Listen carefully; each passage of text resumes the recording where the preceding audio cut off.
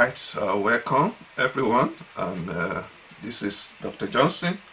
I want to welcome you to today's session on our session today on ChatGPT. ChatGPT. Our session today is focused on ChatGPT. I want you to just like, share, and invite your friends to join us as well. So like and share the post to invite other people to join us. So our topic today is ChatGPT, and my name is Dr. Johnson Ilade, and I'm a specialist in the area of AI and anything relating to data analysis, data science, and data engineering. Those are my area of specialization. So I want to welcome you to this week edition of our Tech Talk. Now, this Tech Talk is just a platform for us to enlighten, inform, and bring guidance to people, especially in things relating to technology and what is trending in the field and what is going on in the field. So I want you to also follow us on Glomax Solutions on all our social medias handles so that you can actually get live update on whatever is trending and whatever is going on in the field. So you can follow us on Facebook, Instagram, LinkedIn, YouTube, so that you can get all these updates as we release them. So today's topic is on ChatGPT, which is one of the most trending topic in the world of AI right now. It is just a topic that has caught attention of many organizations and even individuals, and people are beginning to worry.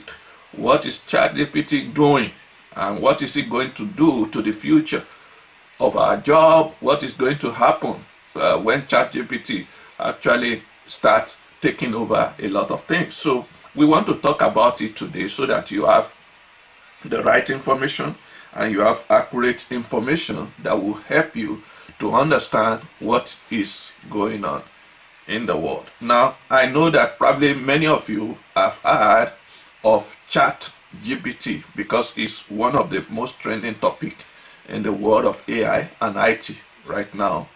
But in case you haven't heard about it, no worries. We are going to talk about it today, and that's the goal of today's session. So we are going to explain what it is and what it can do and why you should care and what are the cautions that you need to also embrace. So, and this ChatGPT that we are talking about is just 2 months old. It was actually released by a company called OpenAI around November 30 of 2022. So, which is just about 2 months as of today. But it has become a buzzword. In fact, within 5 days that they released it, it was recorded that it has over 1 million people that are using it.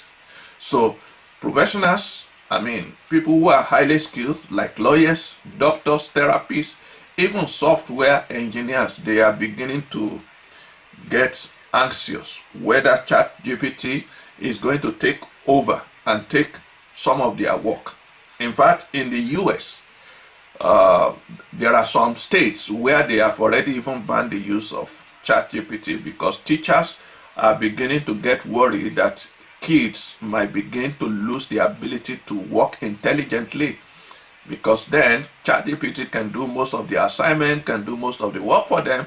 So most of them might not even listen in class. They might not even do anything that the teacher is teaching them. So when they have assignment, they just go to ChatGPT to give them the answer, and they will just do copy and paste. So there are a lot of concerns, and today we are going to address some of these concerns and how do we navigate into these new trends successfully.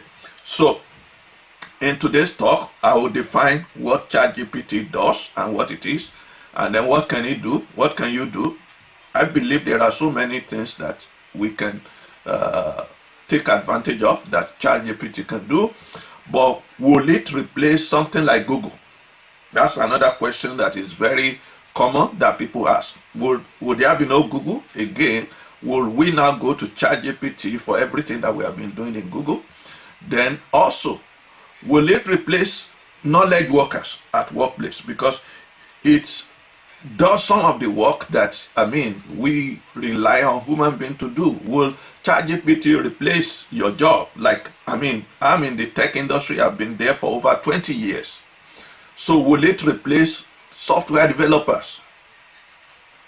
Is it that, I don't have to hire a software engineer? Will ChatGPT do the work for me? Do I not need a web developer again? Will ChatGPT do it for me? These are questions that people are asking, and I'm going to give you some idea on that. So what are some of the limitations, weaknesses, and threats of ChatGPT that you need to be aware of? Because with everything technology, there is always the good side and the bad side. There is always areas of caution that you need to take note of. So I'm going to share with you some of the limitations and weaknesses or threats that you need to be aware of. And then finally, I'll just summarize on, if you want to use ChatGPT, what are the steps that you need to take? And that's what the focus of today's discussion will be. So let's start with what exactly is ChatGPT. Now, this ChatGPT is a generative AI chatbot. Now, that word generative is very key. When you hear generative AI, it means something that can generate content. It's an algorithm of AI that can generate content. So it can create content, maybe like audio. It can generate content like code. It can generate content like images. It can generate content like text. It can even do some simulations and generate some videos. So that's a generative AI system. And so this ChatGPT is a generative AI system, and it's a chatbot that is created by OpenAI. Now, they are being funded by so many organizations, but one of the primary funders is Microsoft. In fact, recently, Microsoft just even gave them another $10 billion. Another $10 billion. So that means that they have a lot of investment and resources to actually carry it out. So the first version was released to public on November 30, 2022. And the goal is that the ChatGPT is designed to answer people's questions. I want you to take note of that. It is designed, it's like a question answering system. So it's designed to answer people's questions. It's also designed to provide them information. For example, if you are looking for information about something, ChatGPT can give you some information about that thing. Then it's also designed to help people solve some problem. Like maybe you have some math challenge, maybe you have some assignment, you can use ChatGPT to do some of those things.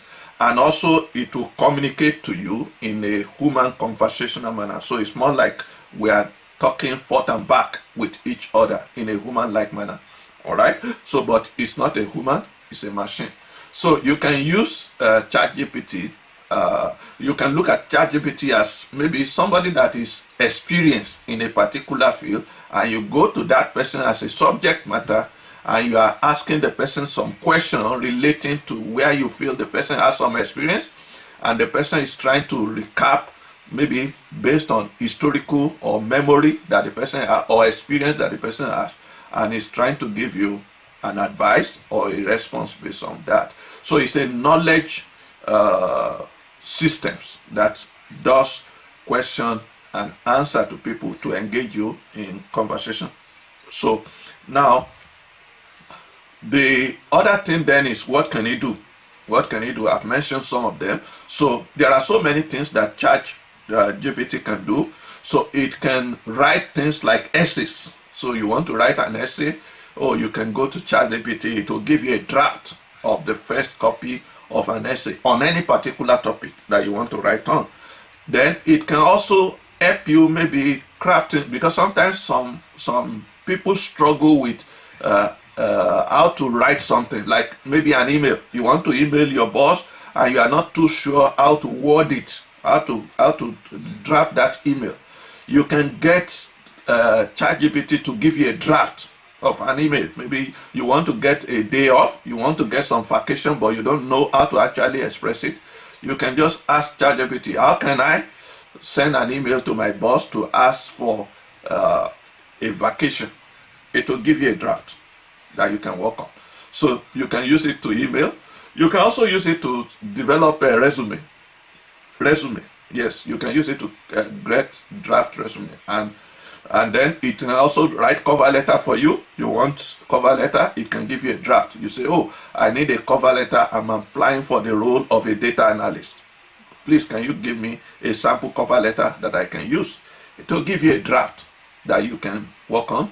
Then it can also write songs. So if you are a musician, maybe you are already thinking, maybe, I mean, people are going to just develop songs in 1 day or 2 days. Well, maybe. So it can generate song. You can give it a topic and say, hey, can you craft a song on this particular topic? It will give it to you. Then another thing that it can do is that it can write code.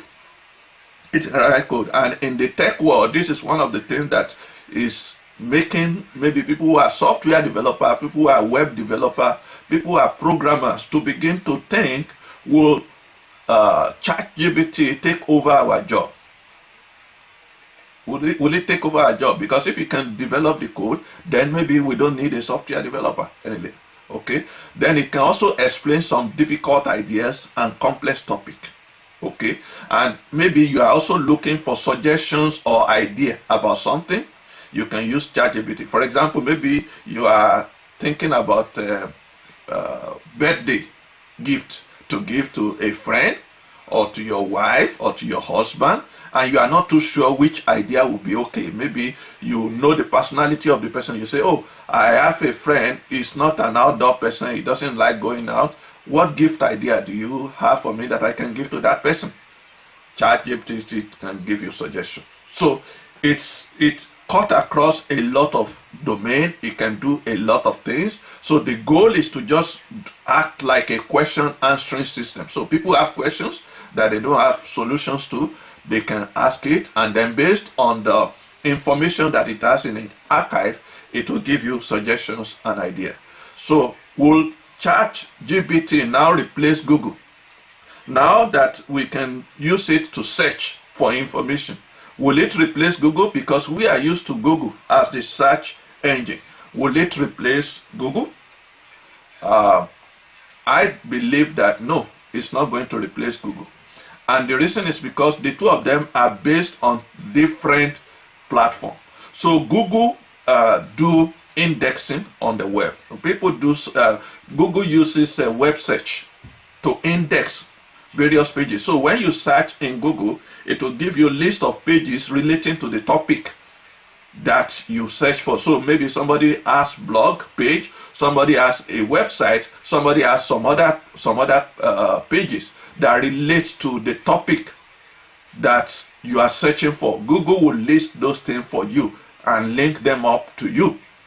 But in terms of ChatGPT, that's not how ChatGPT works. ChatGPT will just give you a summary of something relating to the topic that you are looking for. And to me, I believe that the two of them are very important, because there are situations that what you are looking for is just link, not summary of information. And there are other times that maybe what you just need is a quick summary. And even some of the things that ChatGPT are giving in today's world, I believe that you can even get some of them. Like if you are looking for maybe a draft of resume for a data analyst, for example, you can Google and get some example. Now you might have to scroll through a lot of links to get some template that you can use. But for ChatGPT, the moment you ask it for a draft of that resume, what it just does is to just generate that for you directly. It's not going to link you to anything. It's just going to generate it based on historical information that it has. Now, one other thing that makes ChatGPT also different from Google is the fact that ChatGPT is trained using machine learning codes. Now, the thing is that the information that they are using in ChatGPT is only up to date as of 2021. 2021. So that means New information that exists in 2022 and early 2023 is not yet encoded. So it's just based on information that they have gathered up until 2021. So anything after 2021 currently is not included in what ChatGPT can talk about. For example, if you ask ChatGPT, for example, now something that is currently happening, it doesn't have that information because it's only archive of knowledge that it has that it can give to you. So you ask it, who won the last World Cup competition? That was what happened last year, towards the end of last year. So ChatGPT will not be able to give you that answer because it's not included in its knowledge base. So that's one of the difference. So Google is not going away. I believe that the two of them will still be valuable and useful to us. So if you want something that is up to date, maybe something that is trending in your area and you want to search for it, Google will give you up-to-date information because Google only archive the link and it does the search almost every day, almost every hour, almost every second to ensure that the information that is given to you is up to date. But that's not the way that ChatGPT works. Now, will ChatGPT now replace you at work? Maybe you are a knowledge worker and you can see that, okay, people always come to you for advice, they come to you for some ideas, or maybe you are a developer and you are now thinking, okay, now that ChatGPT can develop the code within a click, will I still have a job? Will I still have a job? So will it replace you? And my answer will be no. Because I believe that some of the panic and the fears that people have now, it's not new. In fact, when technology starts, that is the same idea. In fact, AI has started since early 1950s. And in those days, the idea that people have is that AI will replace human being. AI will take over and replace human being. But that has not happened. In fact, for me, I believe that the more information that we have, the more challenges people have to know what to believe and what not to believe. Because there is something that is called information glut. So that means you have so much information out there, but you don't really know which one is true and which one is fake. So I don't believe that ChatGPT is going to replace knowledge workers. It can only improve and enhance the work that they do. It can add more value to the work that they do, but it's not going to replace. So even though ChatGPT can write computer programs, it can write articles, it can write email, and act like a human being to provide things like customer support. But it's not going to replace human being. We will still need human being because there is the human factor that ChatGPT cannot do. There is the emotional part that ChatGPT cannot do. There are some context that comes in that ChatGPT cannot do. So I believe that it's not going to replace developer. And for example, if you are a developer, currently Google already have a lot of links to pages where if you are writing a code and you are not too sure the syntax to use and how to do it, you can Google it. You use Google to actually get some code snippets right now. So if that has been the experience, then it will have been possible for you to be replaced in the workplace if that has been the experience.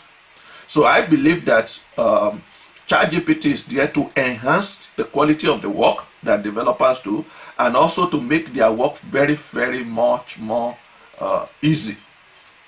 But it's not going to replace it. We will still need developers, we will still need programmers, we will still need people that will do the real work. It's not going to replace doctors, it's not going to replace therapists, it's not going to replace all of these things, but it can enhance the quality of work that they do. Now, another thing that probably might be an issue that people are thinking about is safety. So can you really trust it? Can you really trust the ChatGPT with some personal and confidential information? Because whether you like it or not, when you ask questions on ChatGPT, the OpenAI system is recording all the conversation, is archiving those things. Now, the goal of it is to improve the answer that it gives, but some confidential information, you don't want to share it in there. So that's one thing that I want us to bear in mind. So will it be able to do things? Yes, it will be able to do a lot of things, but can we now replace it with human? Can we replace the work that human being does with ChatGPT? I don't think so. It can act as an extra resource to support, but it cannot replace human being. So the job that you have is not going away. In fact, I believe that there will be more opportunities that will be created using AI. All right. So what are some limitations or weaknesses or threat of ChatGPT that you need to watch? I want to just highlight a few things that you need to watch, that are some weaknesses and threats that you need to watch out for, so that you don't just use it blindly without really caution. Number one is that ChatGPT doesn't always provide factually correct answers. Okay, for a lot of things, it has a lot of data and is able to give us very good, very correct information for a lot of things. But there are still a lot of things that it doesn't have so much information, and then the information cannot be trusted. Now, if you are somebody that is very knowledgeable in a particular area, you will be able to see the gap in his answers. But if you are somebody that is not experienced in that area, you might just believe everything he says, but actually what he's telling you is not correct. So his answers can be sometimes misleading, inaccurate, and untruthful, especially if it doesn't have enough data and training on that particular topic. And if you go to ChatGPT website, they actually make that very clear, that the answers that you get from ChatGPT can be inaccurate, can be untruthful, and can be cannot be exactly correct. So that's one thing that you have to very careful of. You cannot predict the level of accuracy, just like the same way that maybe when you are using Google, it's not everything that you see on Google that is accurate, because it's based on information that people put out there. That's one thing to bear in mind. Number two thing to bear in mind is that ChatGPT can also produce what is called biased content, because one of the struggles that we are dealing with in the field of AI is bias that is already encoded in data. So it might give you things that are biased, because it's based on the information that is historically given to it that is going to be giving you answers. So the answers it's giving you might not be up to date in terms of some issues that relate with bias in the field. So that's why we have to be very conscious of that not all the information that we just take blindly, we have to put it in the context of current reality. Another thing is that the ChatGPT, just like I talk about Google, does not have up-to-date current information. So that means the information that is given to you is based on what is trained with as of 2021. It doesn't have information, new information that exists after that. So that means, there are some new realities that might have existed after that time that is not included. Okay, so that's very, very key. And sometimes when it also gives you answer, it gives you that answer confidently, that it can be very convincing, that you think, oh, this answer is very true. You have to just be very careful about that and not just take everything blindly. My own personal mantra for anything that I'm looking for is that in the mouth of 2 or 3 witnesses, the truth is established. So that means before I believe something, that's why when I search for anything on Google, I don't just go to one link and then take everything they said there and take it as the truth. No, I go to about 3 or 4 links, and then when I see the commonality in the answers that they give, then I can establish that, okay, then it must be the truth in that industry. So also be very careful, because when you rely on one source for information that you are taking, there are some areas where you are going to take some advice that can be very dangerous to you. So relying on ChatGPT only for answers or on some areas can be very dangerous. For example, maybe legal advice, financial advice, medical advice, even some things like career advice. it can be very dangerous. So make sure that you validate the answers that it gives to you by checking some other sources and ensuring that the answer that it gives to you actually is validated by some other sources before you can make that decisions, and it's still okay for you to seek a human advice so that you don't walk in a blind spot. Okay, so and the last one is, when you are using ChatGPT, be very careful of sharing confidential personal information. Like I said, they archive all the information. So before you use ChatGPT, you have to register him, you have to put in your phone number, you have to put in your personal information in there. So now when you are sharing information, it's archiving it, and there is a human being behind the scene that is reviewing some of those things that is going on. So be very careful on sharing very confidential information. So now, if you are somebody that is trying to use ChatGPT, how do you do that? Now, essentially, you just need to go to chat.openai.com, chat.openai.com, and then you need to register and create an account. So you create an account, and when you are creating an account, it will ask you for your email, it will ask you for your phone number, and then it will ask for why do you want to use the OpenAI, whether it's for research, whether it's for app development or personal use. You just pick one option, and then once you sign up, then you can now log in with the email address and password that you set, and then it will allow you to then ask any question. So the question and answering systems is very straightforward and easy. The interface is very straightforward, it's not complicated.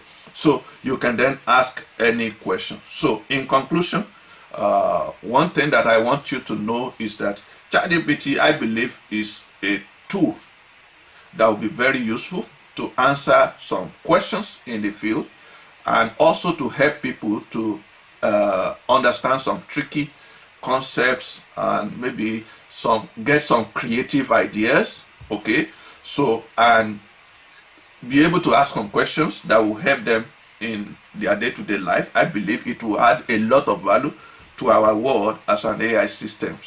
So, but I believe that it will not replace the work of knowledge workers. It will not replace the work of developers. It will not replace the work of creative content producers. It will not replace the work of doctors. It will not replace the work of therapists. It will not replace the work of some other knowledge workers. So, but it will be a partnership with them to enhance the quality of their work. Okay. Then number 3 thing is that ChatGPT will still have to be cautious in the use of ChatGPT, because some of the answers and information that is produced is not necessarily accurate and correct. There are some information that it doesn't have full knowledge of, that it doesn't have enough knowledge of, and so those information might be very incorrect. So if you are somebody that is not experienced in an area that you are asking ChatGPT, please make sure that whatever ChatGPT is telling you, you validate that knowledge with somebody that you know is an expert in that area. Otherwise, you might be in a blind spot and take those information blindly, and you just work with it, and it might not be a correct information because it's limited based on the data that they use to train it. That's why it's giving you that information. It doesn't go to the web to search for information. It's based on the data that they use to train it that is given to you. So I want you to bear those 3 things in mind. It's a useful tool that you can find engaging to answer some questions and also to give you some advice, but it will not replace knowledge workers. So the work of people will still continue, but you have to also be cautious not to just take everything that ChatGPT gives you blindly, especially in areas where it is very risky for you to do that. So thank you so much for joining our chat today. So if this thing has been a blessing to you, please share it and like it, and invite others to also watch as well.